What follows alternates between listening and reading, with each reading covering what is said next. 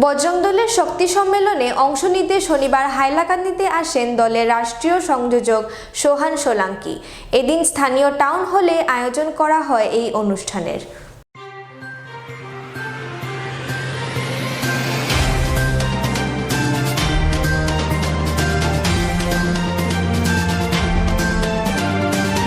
শনিবার হাইলাকান্দিতে অনুষ্ঠিত হল বজরং শক্তি সম্মেলন।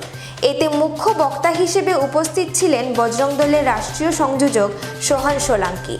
হাইলাকান্দি শহরের টাউন হলে এদিন দুপুর 11টা থেকে আয়োজন করা হয় এই সম্মেলনের।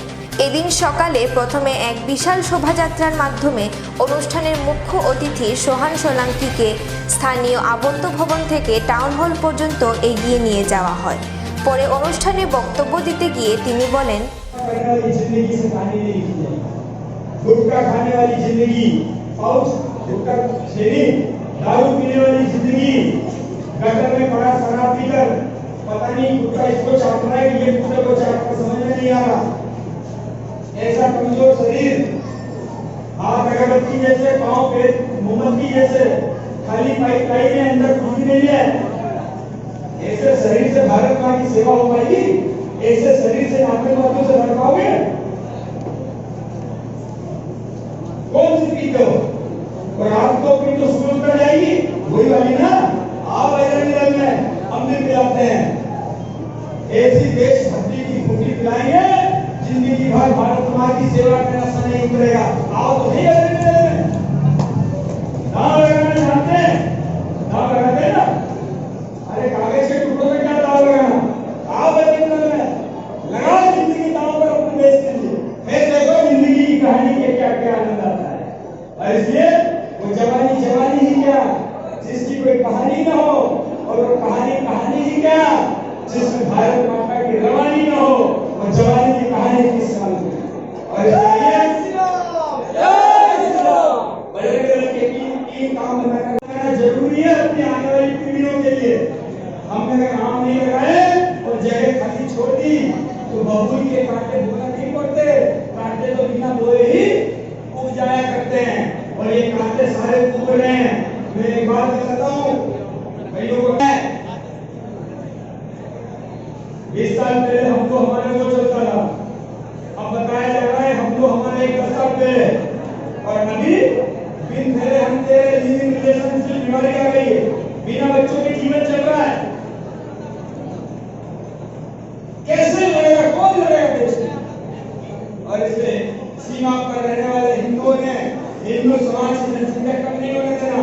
अरे वो बांग्लादेश से अगर टायर मिशन जोड़ता है, वो बांग्लादेश से आकर प्लास्टर करता है, काम करता है, पेड़ बनता है, ये तो हमारा देश है।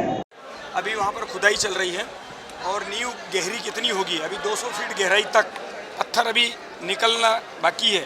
जब ज़मीन नीचे आधार मजबूत होगा, पिलर खड़े होंगे 1 मीटर की त्रिज्या के, 1200 पिलर खड़े होंगे, उसके बाद उसके ऊपर मंदिर निर्माण होगा। ऐसा हमारा जो निर्माण करने वाले लोग हैं सबकी इसी कल्पना है कि 1000 से 1500 साल तक मंदिर अपना पूरी तरह सुरक्षित रहे। इस दृष्टि को ध्यान में रखकर, चाहे भूकंप हो, बाढ़ हो, कुछ भी हो, उन सब परिस्थिति में मंदिर 1000 से 1500 साल तक स्थायी रूप से खड़ा रहे, किसी प्रकार का क्षरण न हो, उसको लेकर काम चल रहा है। आपको सब मालूम होगा असम में पॉलिटिकल पार्टी है AIUDF, उसका सुप्रीम में बदरुद्दीन आजमल, उसका एक NGO है वो आजमल फाउंडेशन, उसका इस्लामिक टेररिस्ट ग्रुप से फंडिंग होता है, ये आपको मालूम है? ऐसा एक अभियोग आया है। पूरे देश के अंदर केंद्र सरकार ने करीब पिछले कार्यकाल में ही 12,000 ऐसे NGO हैं जिनको प्रतिबंधित किया है।